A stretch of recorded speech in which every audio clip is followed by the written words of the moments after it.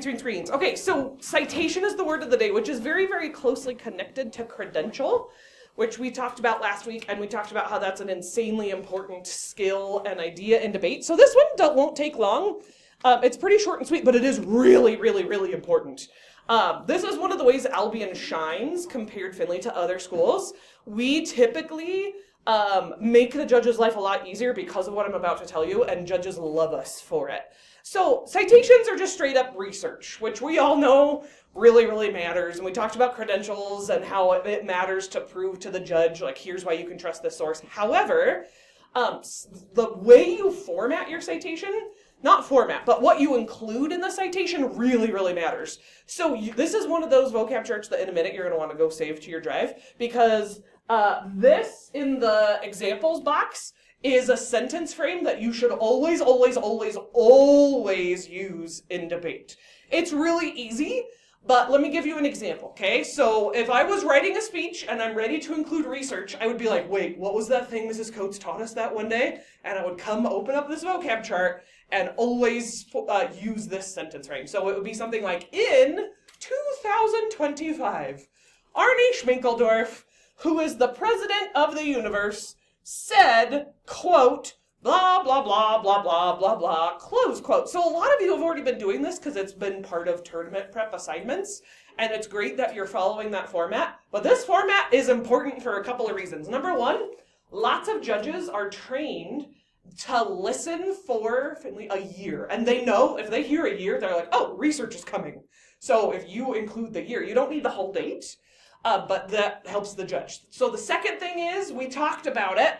Look at extra examples here. Usually, it's way better to give an author's name rather than just a random website. But then don't just throw out the person's name. Give us the credentials, which we've already talked about. And then it's really helpful because the judge can't see your written speech. So it's helpful to say quote and close quote, or quote and end quote. It doesn't matter which way you do it. But because they can't see the quotation marks on your paper, they're not reading that. They need to be able to distinguish what are your ideas versus what is the actual research. So saying those words really are helpful for the judge. And the quotes themselves, make sure, number one, they're accurate. And number two, we don't want huge, insane, long paragraphs worth of research or citations. We want to kind of keep them short and just have the most important part of the quote, but always use this sentence frame.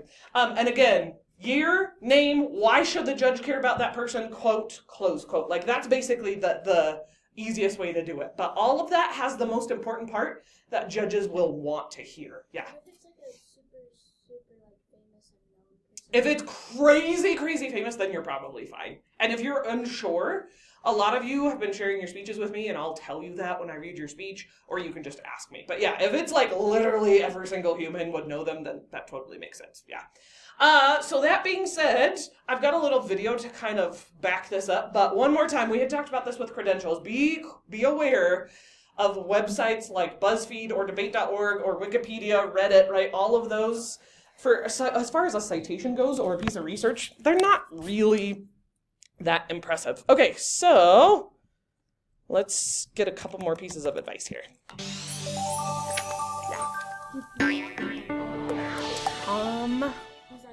Using citations effectively, a la Schmidt.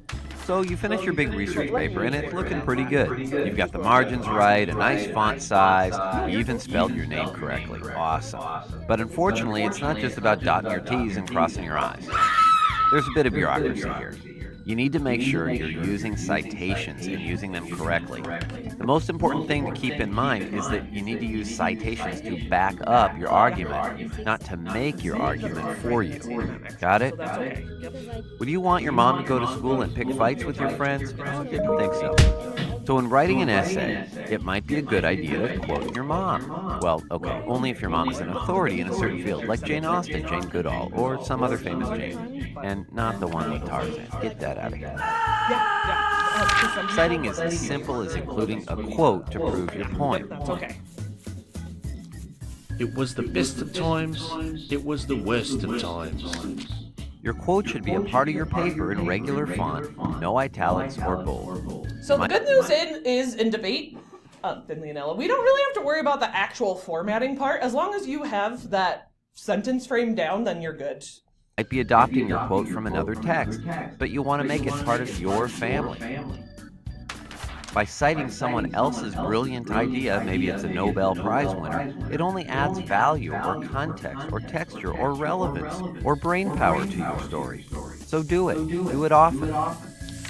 If you're getting your quotes... Basically, in debate, every single main argument you make should have a piece of research to back it up. It just makes you look so much more trustworthy. ...from the internet, make sure you match the formatting of your paper. And again, we don't have to worry about that too much. Doesn't really matter. A quote that stands out too much is as embarrassing as getting caught with your fly down. If you're transcribing the quotes from a book, check, double-check, and triple-check the quote for accuracy. You do not want to misspell an author's name or make a careless typo. Yeah, like this. It's true, though. Accuracy matters. The snappier the quote, the better, so keep them short. You don't want your reader falling asleep just as you're gearing up to make your point. You know, come on. Feel free to remove portions of the quote that aren't relevant, like this, and replace them with bracketed ellipses. Don't sacrifice context for brevity. I'll go back a tiny bit, because obviously that failed. Okay. But keeping it short is important. So this has a good trick right here. Watch carefully. You don't want your reader falling asleep just as you're gearing up to make your point. You know, come on. Feel free to remove portions of the quote that aren't relevant, like this, and replace them with bracketed ellipses. So as long as you're not changing the meaning of the research, that is a really good trick. Don't sacrifice context for brevity. It's not as bad as sacrificing a goat to a pagan hell god, but close.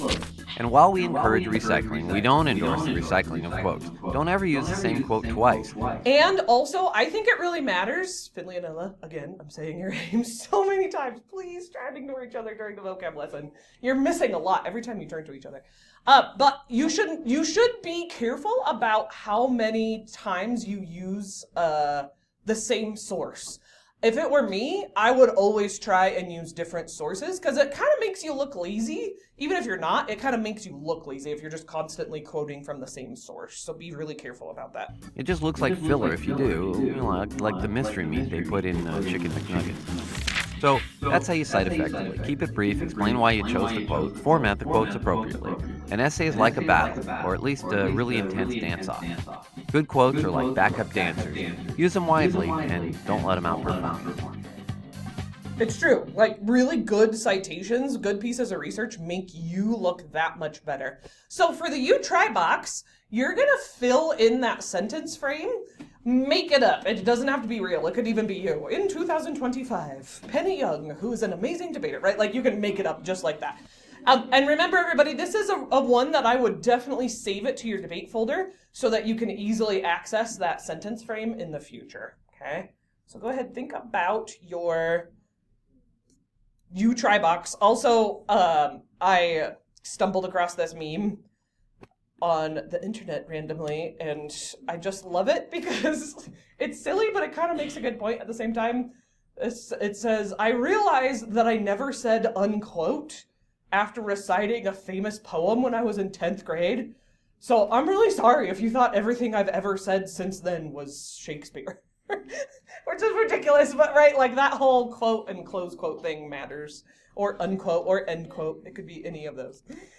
Okay.